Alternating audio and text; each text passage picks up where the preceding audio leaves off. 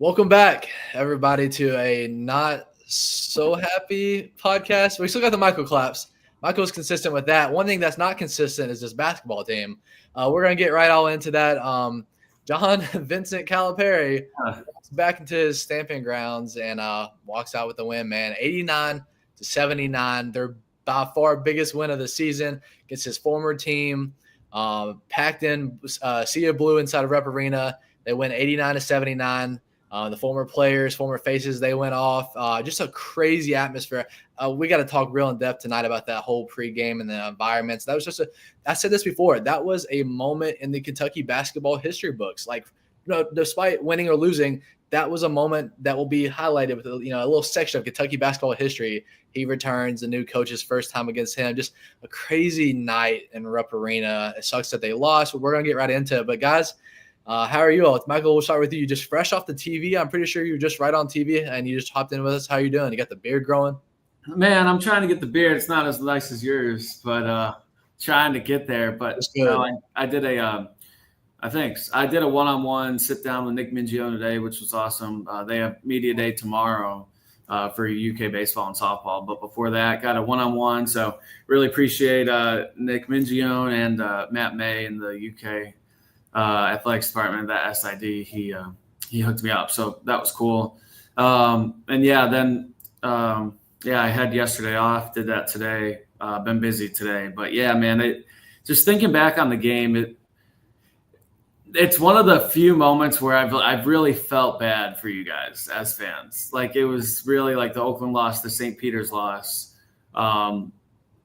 It's like, I just felt bad for you because that rips your heart out. Like as a fan, like you don't want anything more this season than to beat Cal in his return. Like I swear, if you could have traded like an extra tournament win for beating Cal, maybe some fans would have. Like if it was like second round or Sweet 16, but you have to give up losing to Cal and be like, no, not losing to Cal. Like, no matter what, we have to beat Cal in his return. We can't let him get the last laugh. And then he just gets the last laugh. I mean, I did really feel bad for you guys. I enjoyed covering Cal while he was here. And obviously the separation was needed on both sides. And it worked out great because Pope is great. But it was kind of fun to see him back in. And, where we shoot for the TV cameras, we shoot on the baseline in front of the opposing team's bench. So like Mark Pope's over there. So Cal was over there and you can't really hear him. But then opposing bench, Cal was right there. Like we were right there next to Cal and could kind of hear him bark. And but he didn't do a lot of barking. He was pretty happy, which is the bummer for UK fans. But it was wild, man. What a wild night. He either slept the best night of his life that night or didn't sleep at all. I mean, that game has been circled on our calendars ever since the schedule was released, and we were saying nothing, but whenever he comes to town, we got to blow him out of the water, and that did not happen, man. But at least we've been blessed with some warm weather. It's a nice day out there. For sure. Got out there, helped clear the mind a little bit. But I don't know about you guys. I really thought, I'm on a cold streak myself because I thought they were going to beat Vandy. I thought they were going to lose to Tennessee for sure without Lamont. And I thought they would have won by 20. I swear the line was 11.5. I would have taken UK. Like I thought they were going to win by 20. Like there was no way that was happening. But man, like DJ was electric. Big Z on the pick and pop. Adu was electric.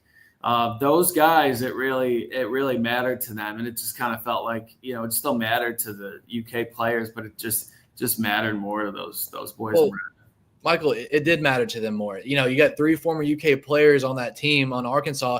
Not a guy on this roster. Travis Perry was committed, but none of those guys were on this team. It was Kentucky fans, the fans, versus John Calipari and the former UK players. It wasn't Kentucky basketball and Mark Pope versus Arkansas or Arkansas fans. It was solely a Cal and his players and Kentucky fans. And kind of what you said a minute ago, where you said you felt bad about it. I got a little bit different of a take. Now, you would have asked me back last August. Yeah, this is a game. You got to win this one. But again, I made a point during the game, and I promise, I'm not being a sore loser. I wanted to beat them. But here's the thing. I've said this in a couple of podcasts the last time we've done these, but like you always had that envision back last summer. If you lose this game, then you always have you worry about the narrative of, did we push that guy out? Now he's going to go have success there, blah, blah, blah.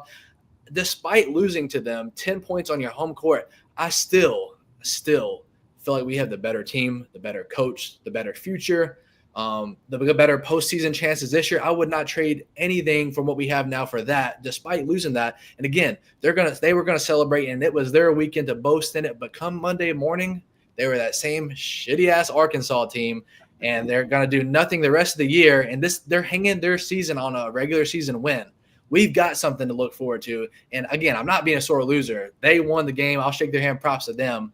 But this is and Michael, you're the one that asked. This is their Super Bowl. You asked them I about broke my neck. I heard your voice in the back of the presser. I was like, you asked Cal, you were like, I'm not trying to be funny, but like you always say, people, this is your Super Bowl. Was y'all shot out of your minds tonight? Was this your Super Bowl? It was their Super Bowl. Let me tell you, it might have been ours too, but it was theirs. Dude, I had to ask it, and he was on it. He was like, maybe, and then later in the answer, he was like, so yeah, maybe. Like he agreed. He was like, yeah, this is their Super Bowl, which like I knew it was like, but the funny thing is, then he had to be like, well, Adu says that he feels like that when other teams play us, now it's their Super Bowl. Adu Dier is full of shit. I'm like, I'm sorry, Cal. Like, do not lie to our face. Yeah. Arkansas is nobody's Super Bowl. Like the only one who's Arkansas Super Bowl was Kentucky fans. Like that was their Super Bowl because they just wanted to win that game so bad. But Arkansas is nobody's Super Bowl. But It was cool that he answered that honestly, because I knew already if they won, I was going to ask him that question, and they did. They won. Yeah, I so badly want to know the coach that said that nobody fears Cal anymore. Because that's just like so counterintuitive to what he's saying that we know we're everybody's Super Bowl, yet the coaches don't even fear him.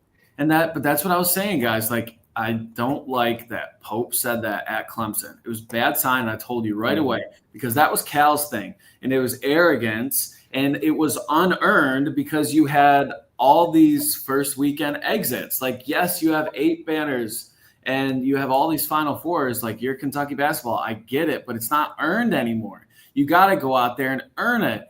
And that was Cal's downfall. And then Pope says it, and the players start saying it. I'm like, guys, you guys have not done anything in any of your careers besides Lamont Butler, who made a Final Four. You got to go and earn it. And they still go out and say, yeah, we're everybody's Super Bowl. We're Kentucky. We're getting everyone's best shot. I was like, gosh, it's just, I can't stand it. We were all 3 in attendance for this historic night, leading up to the game. I really want to go in depth about this, and I really want to talk about, because like I've had this game circled too, like just the whole Saturday in Lexington, the whole buzz. We saw the videos Friday night, him going around town. I think their hotel is right next to Jeff Ruby's. I'm sure Bruiser, Flint, and Chen Coleman are down there maxing out the tab. Let me tell you, I'm sure they were. But the whole lead up, when's Cal coming out? The whole chaotic. We don't have to get into it because there's people and media, involved. But like the whole chaotic cluster thing that was. I mean, you were down there, Michael. They're moving us around, and I was sitting there thinking Cal's going to come out the other tunnel. He's going to fool us all. I know he's going to. We stood at that tunnel, dude. I stood on that corner of the floor for an hour plus, and then we got real mixed up in there for 25 minutes waiting for him to come out. And the build-up, everybody's watching him. And, when he came out, people started to boo, but, like, they had music going, like something to go with the speaker that drowned it out. And it wasn't, like, a dominant, like, oh, this is crazy. Like, for the Rick Pitino stuff, it was overwhelming how positive clapping, like, that was, a little teary-eyed. This one was, like, drowned out by the music and then the loudness, the voices. And so it didn't have the full magnitude. But when he came out, they had the big ESPN and Vice cameras right in front of them. The starting 5, they booed all of them. That's when you could really feel it more. And you know what? The one thing that really shocked me is, I thought they were going to boo the players. I kind of just a little bit. When they came out, they booed Adu the Arrow, Big Z, and then they unleashed on DJ Wagner. I don't think I quite understood that. I don't know. They let him have it. I think it was just because he's ball handling a lot, so he has the ball when your team's on defense. So it's when they came out to do warm-ups, like, 30 minutes before the game came out, he got double of Z and Adu, and I didn't understand why.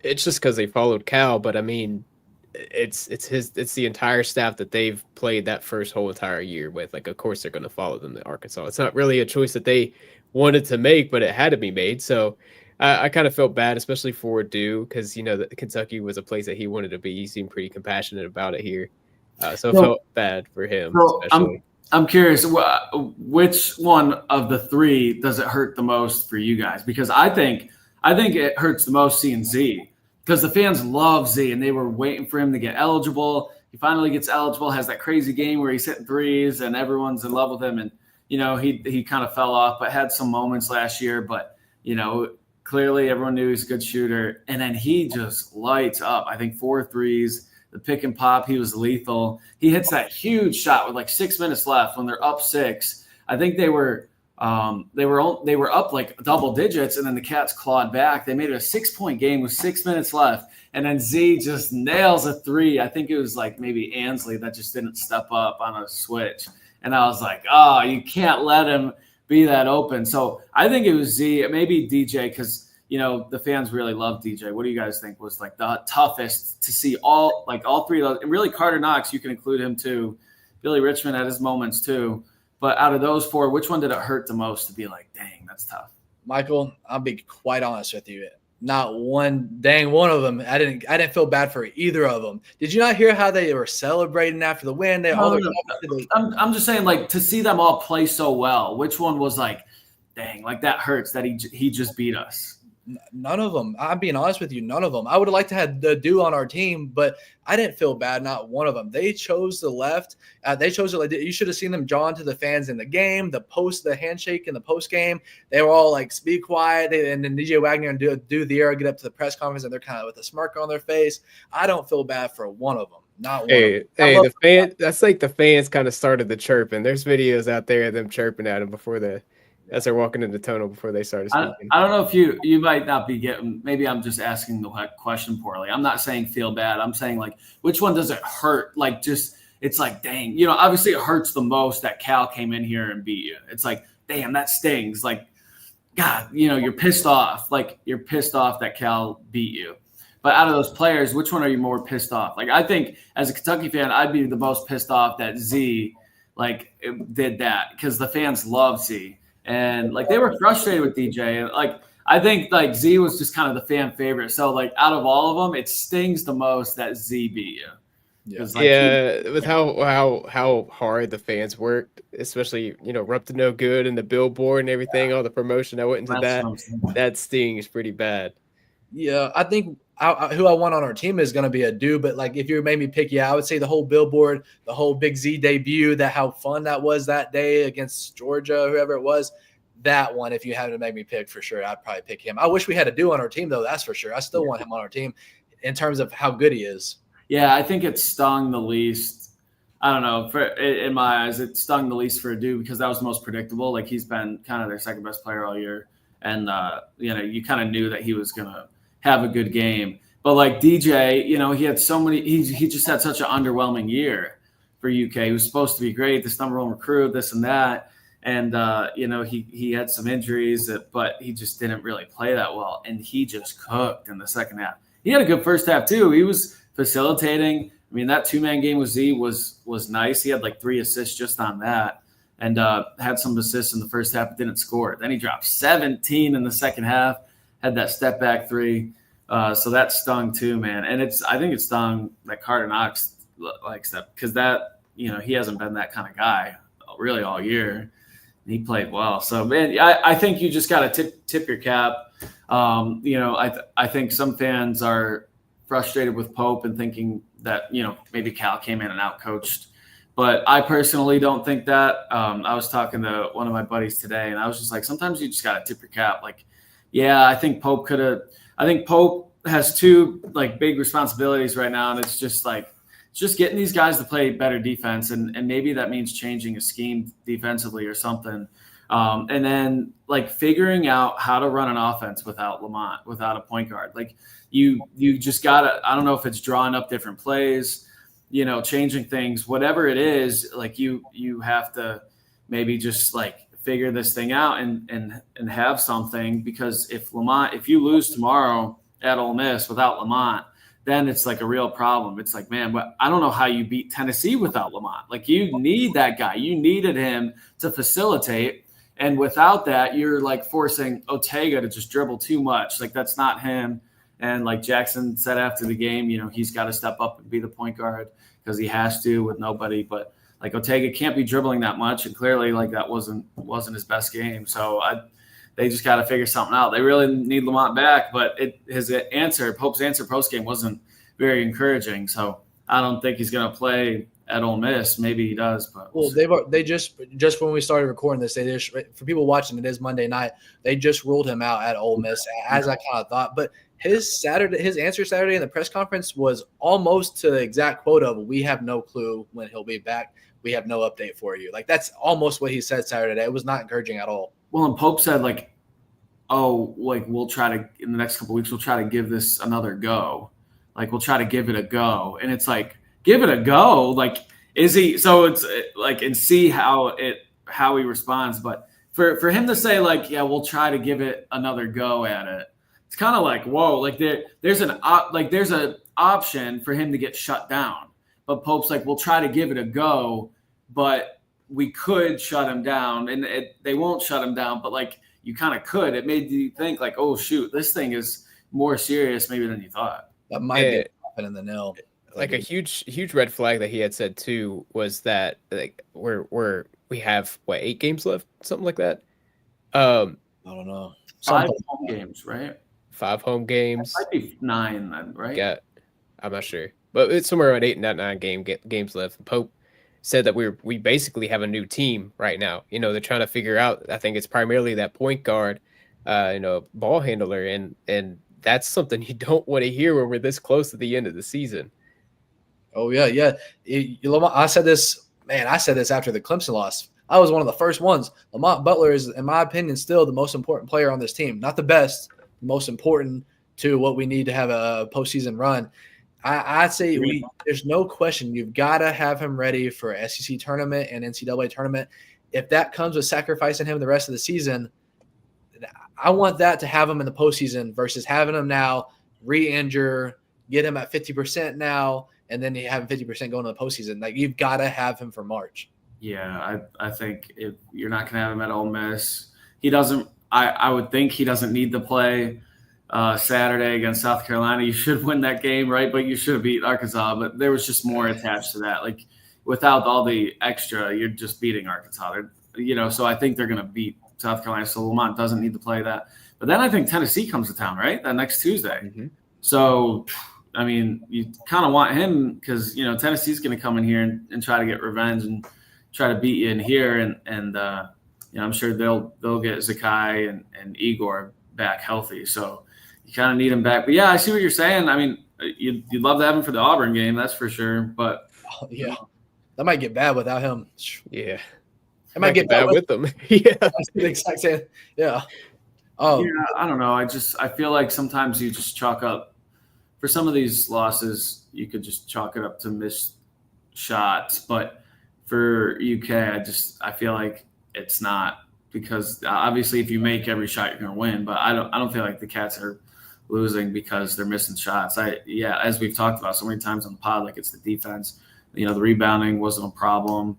Amari was awesome on the glass and overall, but because Arkansas is not really a rebounding big team. But I don't know. A little concerned. I wish they'd play with a little more physicality, just be more intense defensively. I think that's another big thing. The games that we have lost, the other teams have been a lot more physical.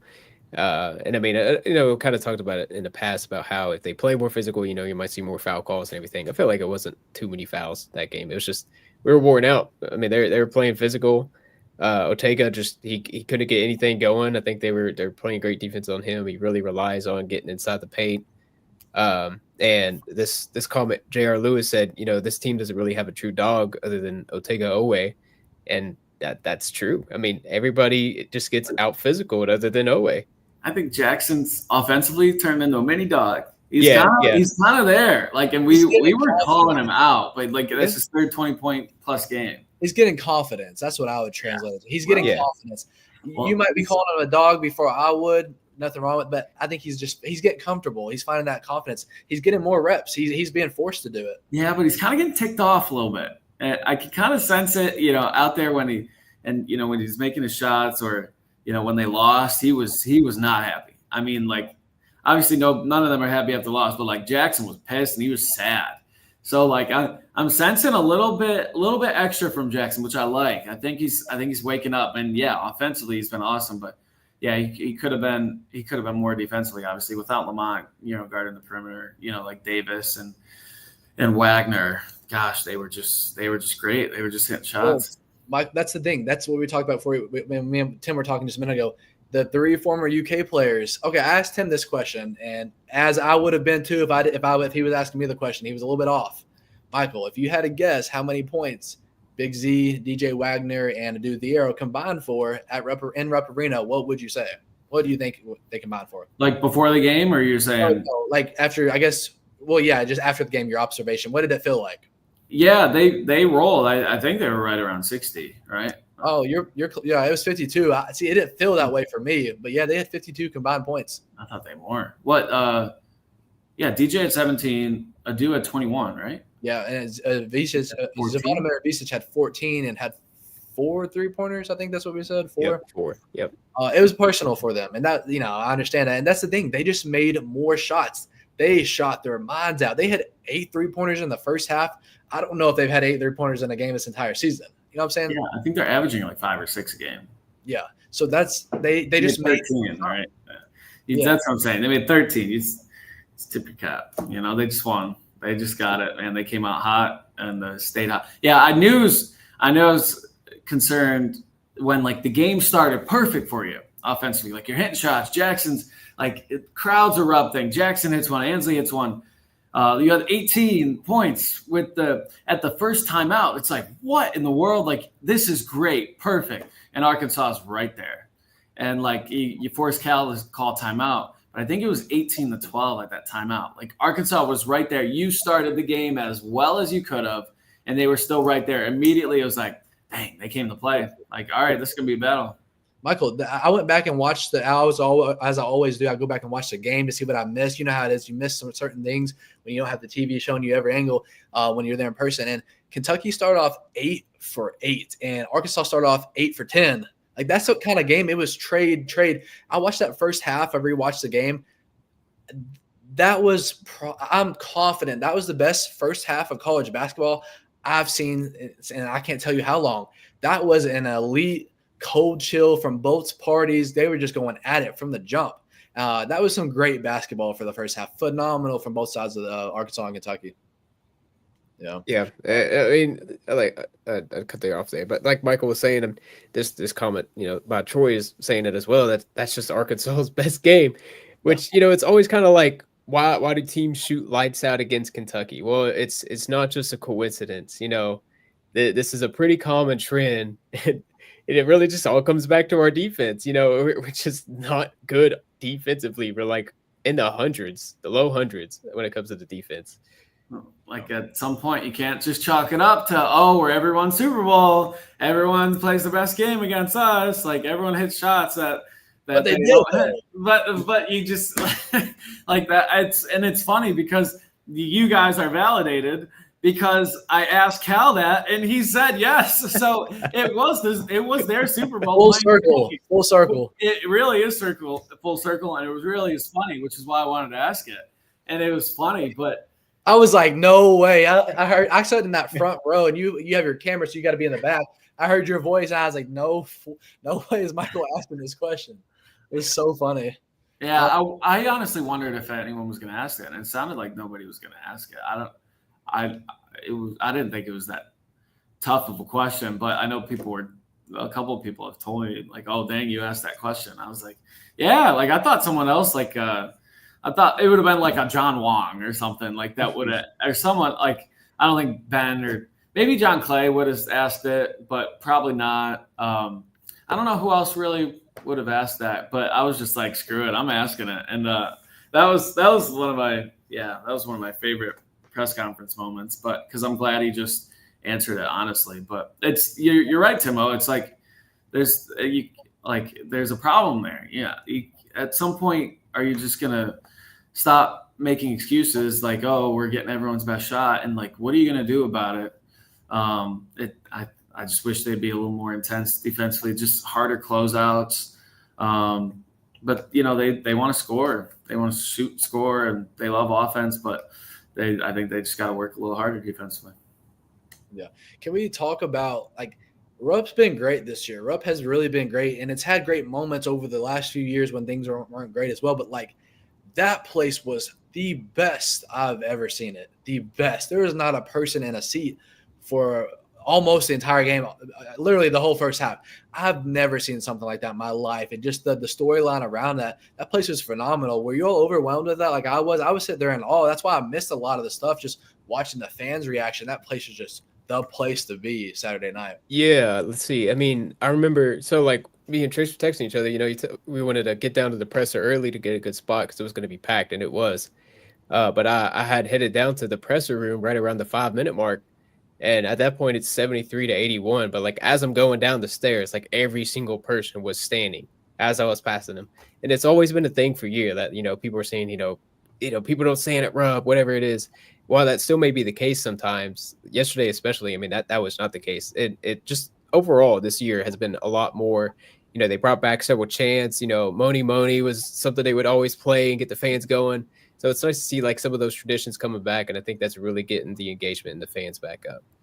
Yeah, kind of continuing in that press conference, two parts I want to go with this, and y'all can latch on whichever one you feel most passionate about. But the first one, I guess we'll start with Cal.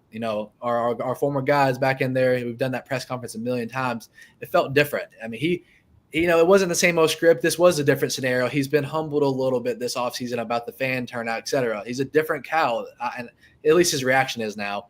And I got to give him his credit. He did not boast at all. He did not come in there I was in that Auburn press conference last year where he came out, as I told every one of y'all, and he came out and he said, Mark Pope, the exact words, Mark Pope is the right guy for the job. He's done great with this team. Those exact words. And he said 3 different compliments about, and he's said Rupp Arena is great and all this stuff. And, it was good to see a little more humble sorrow Cal.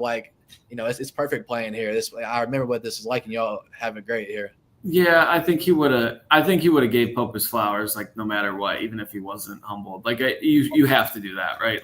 Coming back in that building, that's Pope's building now, so he had to give him his flowers. But yeah, I agree. He overall, he didn't really take much of a victory lap in that press conference. I thought maybe he would have. There was I wondered if he would skip the presser if they lost, but I don't think he would have. I think he would have done it. But yeah, he didn't take much of a victory lap, but. Yeah, Pope was bummed out. He was bummed out. That was exactly what my second point was. I didn't ever say it. Yeah, how bummed out he was, and he didn't have much of an answer. Yeah. Yeah. Something I was going to say is, Cal, I don't think, well, I'll say up until, a few hours ago, I didn't see a single negative thing that he said coming into this game. Now, every team kind of has their behind the scenes film thing that they got going on, kind of like how UK does their journey and Arkansas did theirs. And I think it was pregame. Cal said this is a great place to come in and ruin some weekends. So, I mean, he got plenty of that in 15 years as the coach here, ruined some weekends. But that was the only really bad thing I heard him say. And like you're saying, Tracy, he's much more humble. He's been beat down some of the season. But he came in, he won, and if he didn't win, I was thinking if he was getting blown out, he definitely would have been ejected and would have skipped that presser. It's kind of my prediction there. Yeah. Wow. Sorry, Michael. Well, he was humble in that presser, but you already know he was walking around. What's that celebration? The big balls at Stephon Castle. He was, man. He had the biggest cojones in the world after that game, man. He felt good to go in there and shut up Big Blue Nation. So yeah, it was tough because the fans were great, but that under 4 timeout at the end, they were shook. They were quiet. And I was looking around and there were some fans hands on over their mouths, I didn't ever look at them. Is that how it was? They were quiet and they were shook because the game was still close. Really, it was Z had the 3 to put them up 9 with like 6 minutes left. And then I think didn't you have a turnover? I don't know who turned it over, but then I think Davis maybe got the steal through to have the Carter Knox got that big dunk, right? That was before the timeout. So then they went back up double digits at that timeout. Everyone was shook. And it's like, it's still possible. And I was talking to like my boy Preston, who works at, I think LKY. And I was like, what was it? It was 83-73 maybe at that under 4 timeout. And I was like, I think 90 wins this game, right? Like I don't know if the Cats can get to 90. Obviously you knew they had to get some stops, but I was like, 90's probably winning this game, maybe like a touch under. But you knew that the Cats had to put up points, and they didn't. They turned it over. Jackson misses those 2 free throws which didn't matter at that point, anyways. But yeah, it's it's only a 10-point game with 4 minutes left. Like, it's not over. It's nowhere near over. But the crowd was shook, and they were like, "Dang, we lost to Cal." That's like, there's 4 minutes left, and the team came out and they had no offense, and they were shook. What did they ended with 77, right? 87, 77? 79. 79. 89, okay. 79, yeah. So they had 79, but at 4 minutes left, they had 73. You're telling me those last 4 minutes of the game, they only scored 6 points? Like, I think I'm right on that. I think it was 83-73 at that timeout. You could correct me if I'm wrong. But I thought that they would at least come out with a little bit more of a fight at that last timeout, but all the air was sucked out of the arena. The fans were shook, and the players were shook. I think they were just like, dang, whatever Pope said in that huddle didn't work, because they came out of that huddle and they had nothing. And then Adu gets that crazy reverse, and then DJ hit another shot, and it was like night like that. I'm surprised there wasn't a one more push there, but you had that push with like 7 minutes left. You cut it to 6, and then Z comes down and hits that 3 to go back up 9. I was like, and then I think I don't know if you have the play-by-play, Timo, but then I think the Carter Knox was right after that. The Carter Knox dunk where he yells, and then I think at that point it was probably over, but it really wasn't. They should have had more fight in them, but they didn't have any fight coming out of that last huddle. Yeah, I'm looking for the Carter Knox dunk, but you're right. Right at the 5-minute, 5-second mark, we had 73 points. So they're in the last 5 minutes, we scored 6 points. Yeah, you reminded me too about how awful our free. Oh, the score there was 83, 73, 81. 81. Yeah. And then what happened after that? What was the next? It looks like next Arkansas by let's see. I think it was a bucket. I don't know if it was that dunk specifically, but oh wait, I don't know, I'm struggling to find it. I can pull up the play-by-play, but DJ Wagner. Free throws to make it 83 something. 83-73. Adu Thiero was the layup. And then DJ had another bucket, I think. Yeah. Yep. When was that dunk? When was the Carter Knox dunk? That's what I'm looking for. It was probably like 6-7 minutes ago. I think it was. I mean, it was quarter of the game. It was definitely under 10 minutes to go. I thought maybe it was like 7 or 8, maybe, but I thought it was after the big Z3. The big Z3 with like 6 minutes left was kind of the dagger that put him up 9, I think. Well, while you're looking for that, Tim, I'll give you also time to think about this next topic, one I'm very, very passionate about. Let's talk Reed Sheppard's pregame fit. I mean, we were sitting there right on the court there in our pregame, and it came out, and I was like, no way. He wore an Arkansas shirt and a Kentucky pair of shorts to the Rockets game. All right, let me make my case real quick, and then, Mike, I want to hear yours as well, and then Tim will get yours as well. It's a good overview of, he's one of us, and then Michael's just an outsider, and your take will be great on this too. But I made the case, if he was going to do anything, he had 4 chances of success for this fit. The first one would have been to wear all UK stuff. Couldn't go any wrong with that. If you're going to make a statement, wear all UK.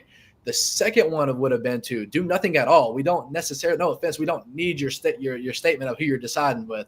The third one would have been, okay, Kentucky shirt, Arkansas shorts.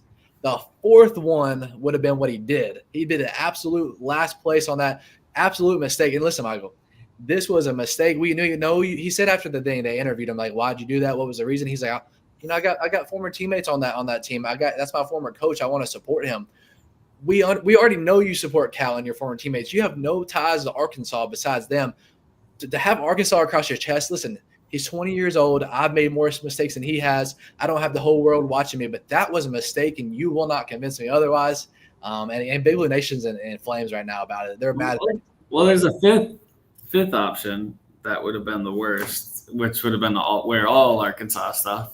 So be fair, at least it wasn't the worst option, but who cares? Gosh. That's a major deal. Tim, what do you think? Hey, Trace, you're not going to be happy with this, but who freaking cares, man? Some people are overreacting so much, dude. How much he's done for Kentucky, and then he goes out and wears one little Arkansas shirt. That just throws everything out that he's done for this state, this community, and everything. No, I'm not saying that. It doesn't throw it away, but that was my opinion. That was a flat out mistake. Like, bro, what are you doing? If anything, you're gonna have Arkansas. Put them on your shorts. Put them on your socks. Across your chest. That the shirt's more dominant than the shorts. What are we doing, Reed? Come on, I love Reed. Listen, I love Reed. If you ask me my favorite Kentucky player since Cal's been here, well, we'll say the last 5 years. It's Oscar and Reed, and it ain't close for second place the last 5 years. I love this boy. I've been watching him since junior year down at North Laurel. That was a mistake. Come on. First of all, shout out your cat, Timo, for appearing on the Cats Coverage podcast. That's fantastic. But no, come on. Cut Reed some slack. He's got to support his old coach. But here's the thing. Your old coach, agree, Michael. He was your coach at Kentucky, though. You have no ties to Arkansas. We know you support Cal at Arkansas, but you ain't got to wear an Arkansas shirt. Right, but this is the whole point. It wasn't for Cal. It wasn't about Kentucky. It was about Cal. Like, that's why you hated it, is because he got these one and dones to just come here and play here for 8 months and then go to the league. And you got so mad at Cal for saying, my job isn't to win national championships. My job is to prepare these guys for their futures as young men. And everyone was like, what the heck? No, you're the coach at Kentucky. Your job is to win championships. And he said, no, my job is not. And like, it's not about Kentucky. It's about the players. It's about them. But for Reed, it's different. It's different for Reed. He's in his own category. What did he do? He got Reed to the league. Like, Reed would come to Kentucky if Cal was here or not. Like, it's different. He grew up an hour from Rupp Arena. He grew up in UK clothes. His mom and dad met in Kentucky basketball world. He is different. You can have another opinion, and it's not wrong, but you will not change my mind. He is different. That was a mistake. I wasn't mad at the other former players. Like, they were going on Twitter and stuff saying, I don't know who and what, but I just heard that some were like, go Hogs or whatever, coming to your trap and take your trap or something. Washington, Jacob Toppin, Davion Mintz, and Ashton Hagans. Trace has these things written down. Here's the thing. He's going to remember that till he goes to his grave. I didn't like that they did that. But, like Ty Washington, the whole theme that year was walking your trap, taking over your trap. The song, they played it after the big wins. But ironically, he didn't think that the one through either. He said they came in and took over Yo Trap. Yo Trap is your own trap. He's talking about Rupp Arena. That's your trap too. And if you want to correlate those four guys, they didn't have the 38-1 season. They didn't have the 4 Final Fours in 5 seasons. Like, they didn't have a whole lot of success here, so they don't love Kentucky. They like it. I understand why they're just not love it as much as we do and can have that take. But like, still though, like, I understand taking up for your coach, but for Ty Washington to sit there and say, yeah, Coach Cal took over Yo Trap. Like, bro, that trap is what you played in. That gave you a ride in college basketball. Like, what? I just didn't understand that either. I wasn't mad. I just thought, like, okay, y'all didn't read the room either. I'll just go back to my point. Like, I watched a little bit of the one and done Cal 30 for 30 on Friday. We had it on. I was in Nashville for a few days, just going to see some concerts, and came back Saturday morning for the game. And we watched some of that one and not done 30 for 30 on Friday. And they were talking about what I just said, like, that he said, my job is not to win national championships. Like, that's an idiotic statement.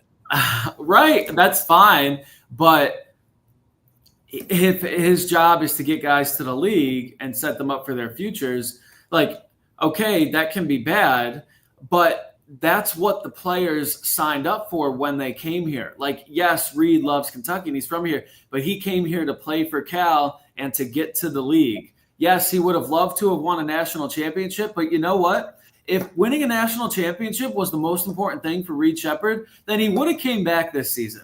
But it wasn't. His job was to come here and play and get ready for the league so that he can go get a contract and make his money. And that's what Cal did to all of these guys. That's Cal. They came here for Cal. They didn't come here for Kentucky. That's not what they're loyal to Cal. It is what it is. That love him or hate him, that's what he was. That's what they talked about in the documentary. That was his quote. Yeah, that's for all of them. Yes, not for Reed. Reed's in a different. Listen, Reed. If Cal would have left a year before, Kentucky would have been his final two. I'm confident he was coming here for all those other players. Yes, they come for Cal. Kentucky is fun. They take all the biggest fan base there is, but their goal is to hop in the NBA, pit stop, and go pro. I understand that for sure. But Reed is different. He is London, Kentucky. For people that aren't in Kentucky, like that are watching this from home, that is right down the road from Rupp, an hour. His mom and dad met on women's basketball, Kentucky, and men's basketball. The perfect story. He is different, man. He's different. Got it. But here's the question. Are you willing to bet your life savings? Okay. Your life, every dollar you earn, you have to be a bum for the rest of your life. Are you willing to bet all of that if Reed didn't have a draft stock, that he would have followed Cal to Arkansas, or would he have stayed at Kentucky? Stayed at Kentucky. You're willing to bet every single dollar you own? Yes. Are you? Yes. And another cherry on top, another caveat to why I believe that as well is he was going to get another fat contract, NIL deal at Kentucky too. But like, even if you take the NIL stuff out of it, yes, why would – oh, my gosh. You don't think the Chicken Nugget Boys would have paid Reed? They would have, but he would have got that here too. But the thing is, Reed Sheppard could have not stepped foot back in this state if he would have played for Arkansas. But I disagree. There's no way we match Arkansas and Tyson's NIL deals. Well, it's extreme right now because they're throwing crazy bags everywhere. But Reed Sheppard, do you want to make $8 million or do you want to make $4 million? $4 million is still more money than you can spend. Okay. You know what I'm saying? Like, and you're gonna bet your life savings, but what shirt did he wear? And you're saying he should have put the Arkansas shorts on and Kentucky shirt on because the shirt means more than the shorts. But he did an Arkansas shirt. The shirt means more than the shorts. Arkansas meant more than Kentucky did. He didn't think I also add Stacy Sheppard was wearing an Arkansas shirt. And there was a photo of her wearing an Arkansas shirt. So I didn't even know that. Yeah. Are you all telling me that you think Reed would have went to Arkansas if he was in college another year? He would have followed. Is that what y'all are saying? There's no telling, really. I wouldn't bet possibility. I wouldn't bet every dollar like you would. I think it's an 80-20 chance, and I'm taking that 80. Every dollar. Wow. Yeah. Man, I just don't. We'll have to disagree. But man, it did rile up my feathers seeing him with. I was basically asking if you were like 100% certain, like you'd bet every dollar. I would, but I like to take a gamble sometimes. I like to bet on sports. Yeah, I don't know. I don't.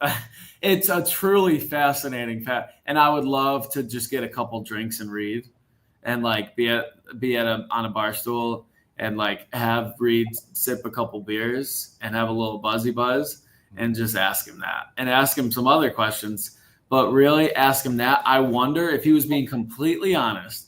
Would he have followed Cal to Arkansas, or would he have stayed here and wore another Kentucky jersey? Think about the repercussions, though. Like, again, with Reed, it only matters for Reed. It only matters for Travis Perry. Those guys that were going up here, like this is gonna be an exaggeration saying that he couldn't set foot back in the state again. But like, he could be one of the most beloved all time. He is, and you make that decision, you wipe the feet out from under you on that. And you have, when Reed Sheppard walks back in Kentucky, you still have, he still went to Arkansas. He's still not one of us. Like, he would never hear the end of that. And if he just doesn't make that decision and comes back to Kentucky instead of following Cal, he's the rest of his life, he could never get another contract in the NBA. And his life is set in Lexington and Kentucky, just like his dad is. His dad has his own business. It's like a financial advisor. So, and he might be good at what he does, but if his name wasn't Jeff Sheppard, he would have had a lot harder time having that business be successful. All these guys, they ride that success for the rest of their life because Kentucky fans will milk it and support them until they die. Yeah, but his legacy still always has a little stain on it because he scored 2 points and lost to Oakland in the first round. Sorry. I mean, I love him, and as I've talked about so many times, like he deserved more. But you know, he pooped his pants. He scored 2 points. Like he was bad in that game. He wasn't ready for the moment. Yeah. And yes, he won freshman of the year and stuff, and he'll always be loved here. But I don't know. I think if like you're so certain, but he left. Like he didn't come back. Now the argument is I just got someone texting me saying Reed would have stayed. Yeah. I don't know. I now the only reason why I might agree that Reed would have stayed is because Travis stayed, right? Like Travis didn't follow Cal Arkansas. You know, he never wore the Kentucky blue, and he wanted to do that. That was his lifelong dream, was to wear the Kentucky blue. But Reed had a season in Kentucky blue.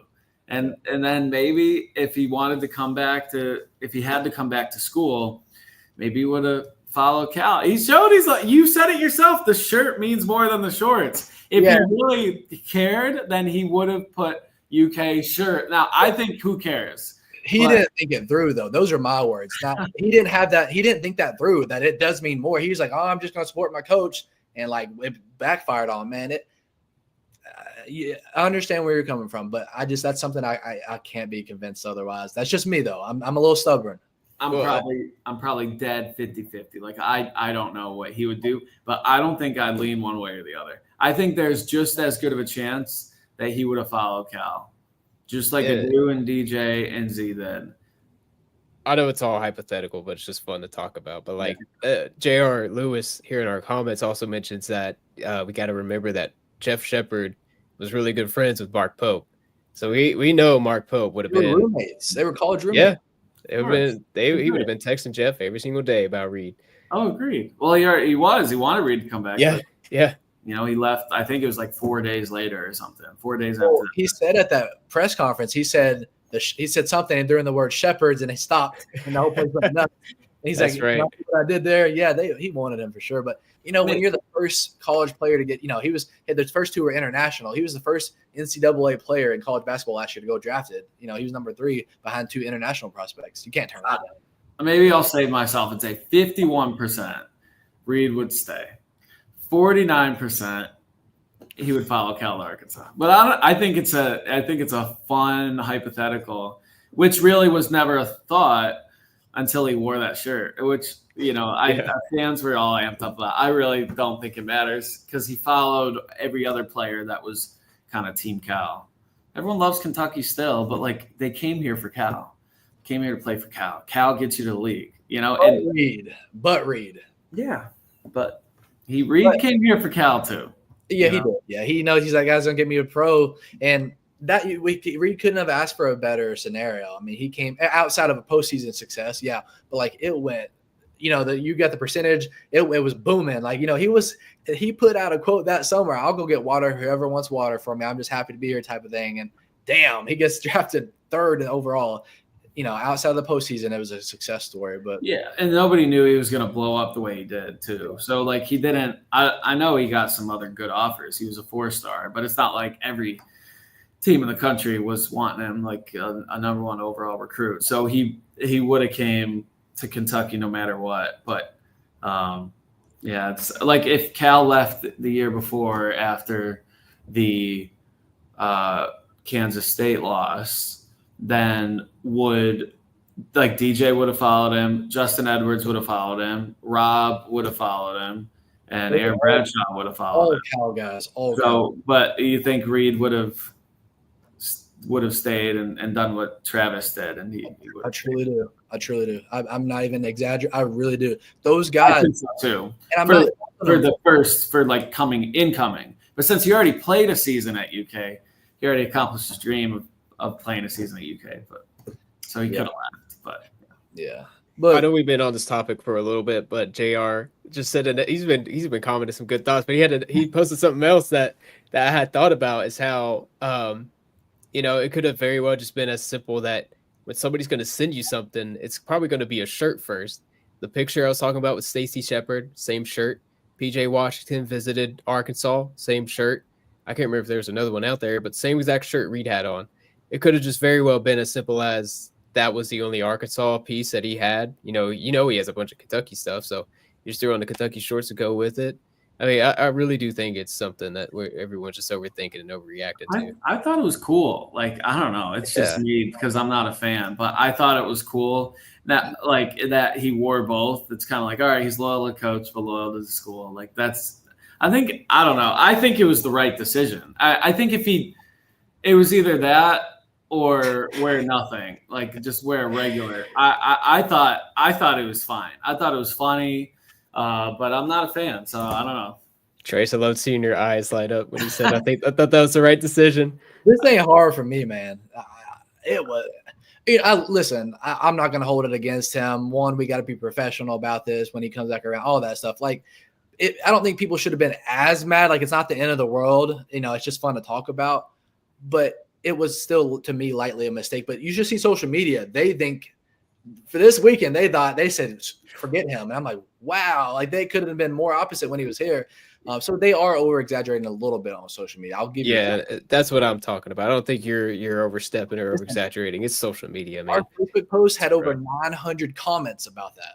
900. That's I'm saying people are going nuts over that. I just try to put it in my shoes. Like, what if the only thing I know is like, what if Tom Izzo left to go coach somewhere else, and then like Jaren Jackson was like wearing the new shirt but Michigan State shorts. Like, I don't think I would care. But Izzo would never go anywhere else anyways. Is Jaren Jackson? I don't. Is he from Michigan? He went to Michigan State. Yeah, he played one season. Like before, like where is he from? What state? Like he grew up in there. He played prep ball in Indiana, like pretty close to Michigan. That's fair. He wasn't from maybe like Miles Bridges or Cassius Winston. Like if Cassius Winston, he played at MSU for 4 years and made a Final Four. If Cassius wore the other team's shirt and Michigan State shorts, I don't know. Maybe I would have been like, oh, well, he's loyal to Izzo. Like I really wouldn't have been that surprised, I think. The point, and we keep hitting the same points. The only thing I'm saying is, answer this real quick. Is the Cassius guy, is he from Michigan or did he just play there? He's from Detroit. Yeah. Okay.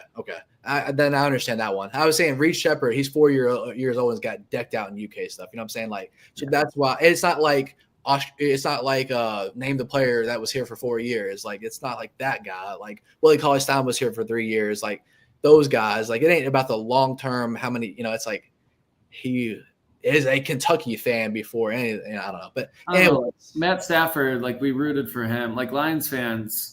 An overwhelming majority of Lions fans rooted for Matt Stafford to win that Super Bowl with the Rams.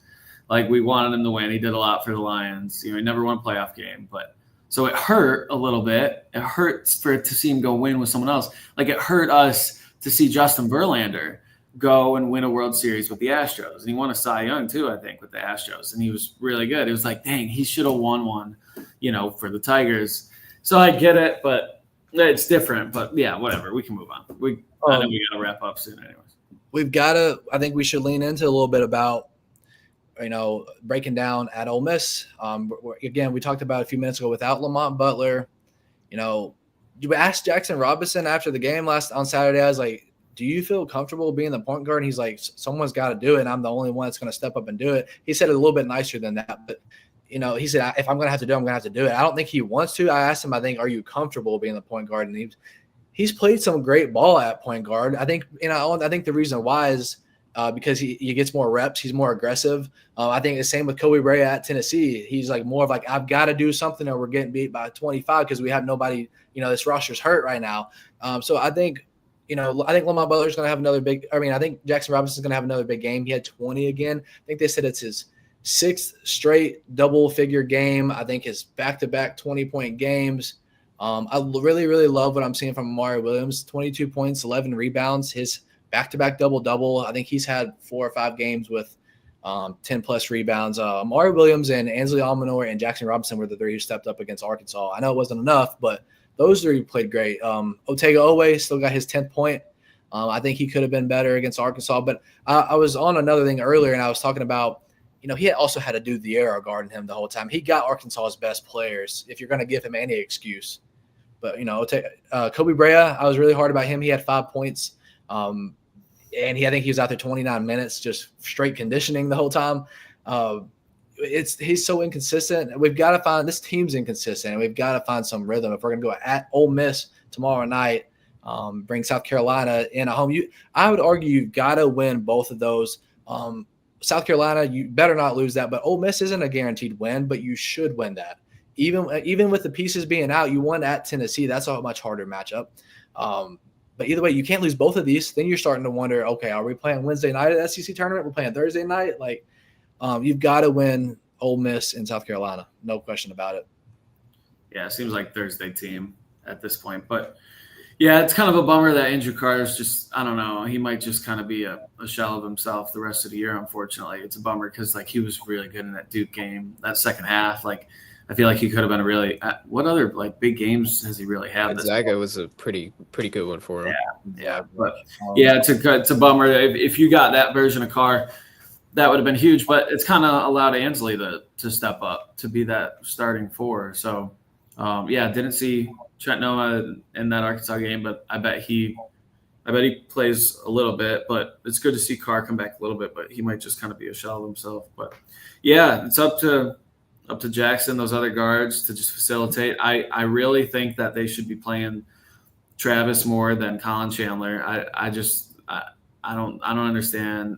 I agree. The defense is brutal with Travis, but it's okay to at least give something up defensively to have him as something offensively. He can facilitate. I know he had a couple turnovers, but he can facilitate. He can distribute, he can do something, he can score a little bit. Colin Chandler really can't do anything. He finally got a bucket against Arkansas, but it was just one. He missed a baseline floater that he should have had. He just kind of is not ready, for this level of basketball, which is fine. I don't know if that mission trip just kind of wiped him out, because he's just way out of the flow of basketball right now.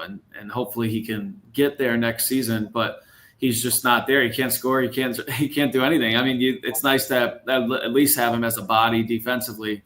He's a little bit bigger and can't get hunted like Travis. I know they play different positions, but I just think maybe Pope's got to shorten this rotation a little bit.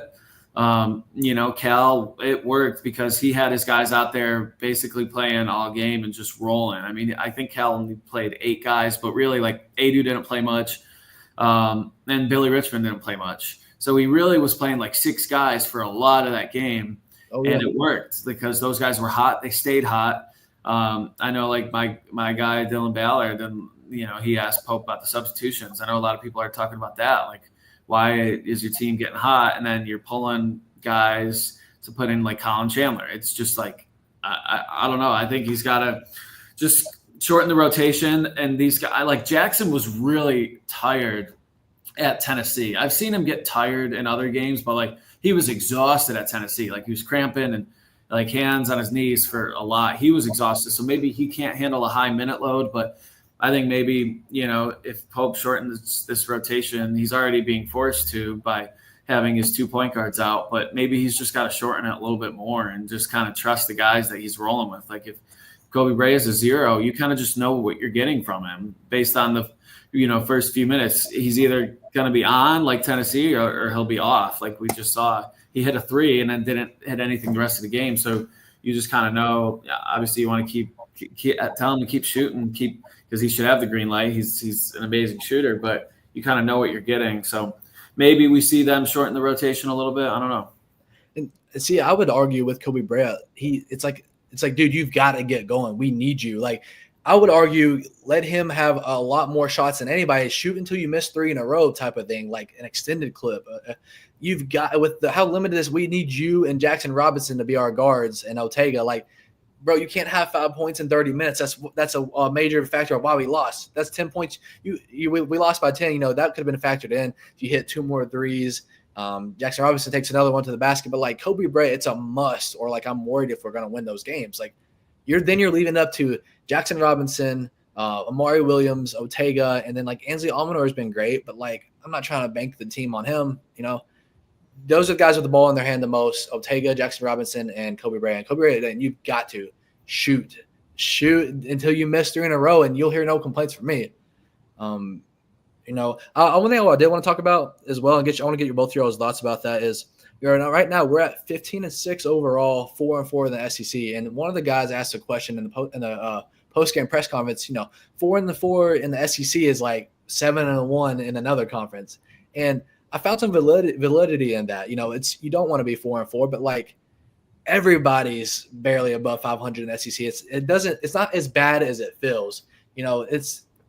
We'll be happy to break 500, and a lot of teams will, and you're going to still be playing in Thursday or Friday of the SEC tournament.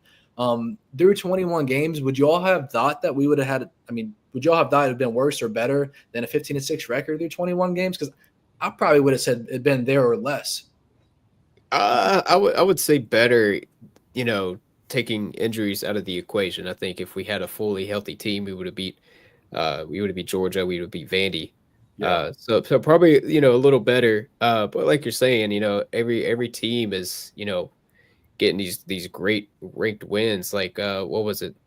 There was a game right before Kentucky. Florida at Tennessee? Yeah. It was like a 20-point victory. Tennessee went down to Florida and they scored like 40 points. So they brought Florida back home and waxed them by 20. Two opposites. Yeah. And they were without Igor and Zakai. It's just SEC basketball. Every team's fighting to get to the SEC tournament. One team's hoping to get the bye over the other. That's really what they're fighting for. And I think it's like set in stone now that we would be playing Wednesday, isn't it? No, Thursday. I think Thursday. We got Arkansas, South Carolina under us, Vandy under us, right? I know that 2 of those teams beat us, but Georgia, they beat us too. That's another thing, man. We just listed 3 of the 4 teams under us in the SEC have beat us. We got the 4th one on Saturday.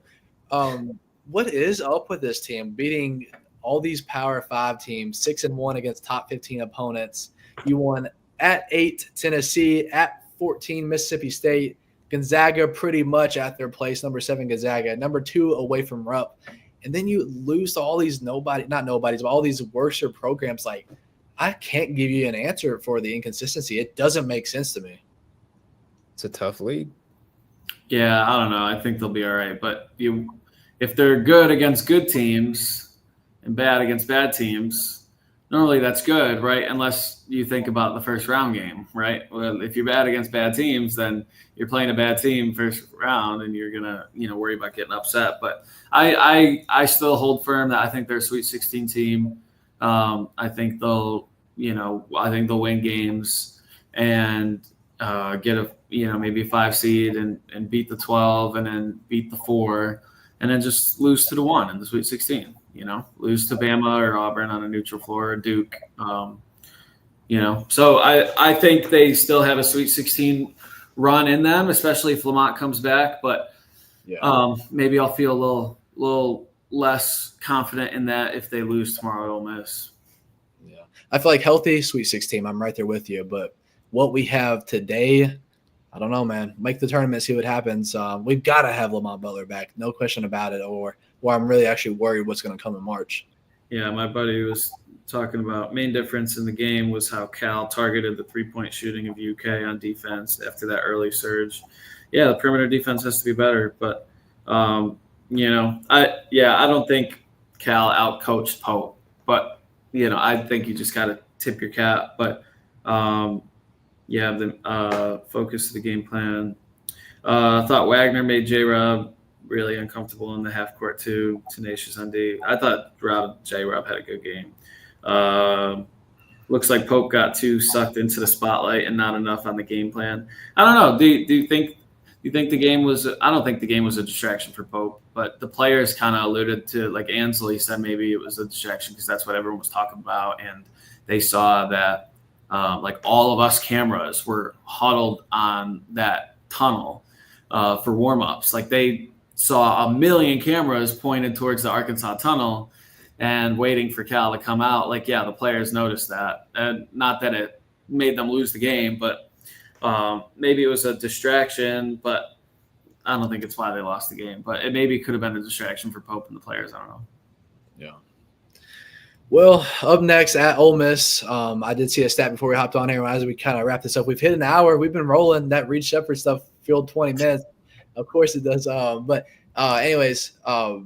saw a stat that said Kentucky's won the last nine out of the last. Or, I'm sorry, won 9 of the last 10 against Ole Miss. The last time they lost was in 2021, so they're on kind of a streak down there. But this is the best Ole Miss team we've faced in quite some time.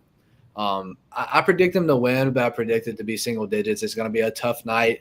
Somebody's going to have to step up. But, it's a game you need to win if you want to keep your head on a swivel and not eat at your top 15 wins that you have. And then Saturday, you got to win that, no question. But what do y'all think we're winning at Ole Miss? Like, what would you be able to predict right now? Who you think?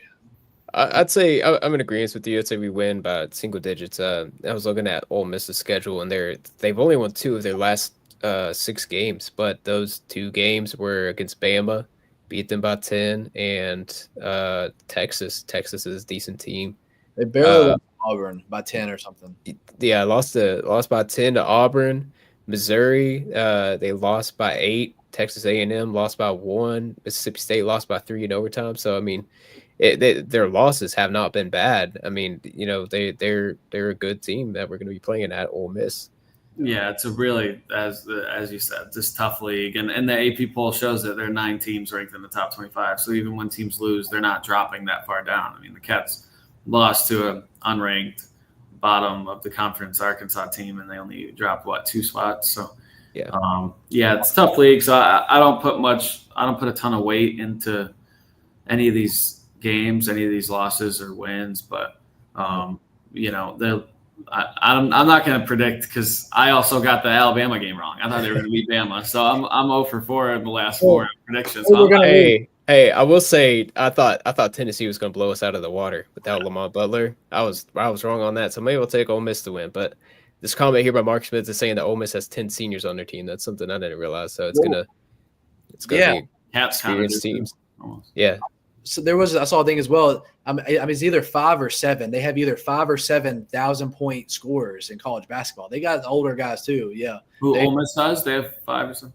5 or 7. I can't get it right. One of those, they're 1,000-point scorers on that team. Not at Ole Miss. 5, right? Or Cats have 5. They got at least 3. Robinson, Kerr, and Kobe, I think. But yeah. They have one guy who averages like 15 points a game. The second guy averages like 11. And they have like 3 or 4 guys that average like 9. So it's kind of spread out. They're one of their guards, as he's the dominant guy. He averages like 15 a game. But this at full health, you win this game by 9 to 15. The way we are today, I think we win by like 7, and it's not fun the whole way. And you bring this game to Rupp Arena, I think we win by 10. It's just you got to give them a couple points on the road. That place is going to be nuts. Tim, they're going to sell out. And it's gonna be a crazy game, and you got to swing a couple points their way since it's at Ole Miss. And I forgot Chris Beard is their coach too. Super Bowl. Chris Beard, he was on the short list of Kentucky. Yeah, that's right. Yeah, he's a good coach. Yeah. All right, fellas, y'all got any last things before we wrap it? It's probably one of the longest podcasts we've done, but it's been so much fun. I think I'm good here. Good product. Awesome. Well, anybody watching, thank you all. The recording is going to be up on our YouTube channel. It's free. Cats coverage on all social media. Tim takes our pictures. Tim puts this beautiful piece together. You see the background. He took that picture too. And Michael does his thing for Fox 56. It's fresh off TV right now, so we're all trying to do our own things. And I appreciate y'all. I guess we'll wrap this one up and see y'all after Ole Miss. See y'all.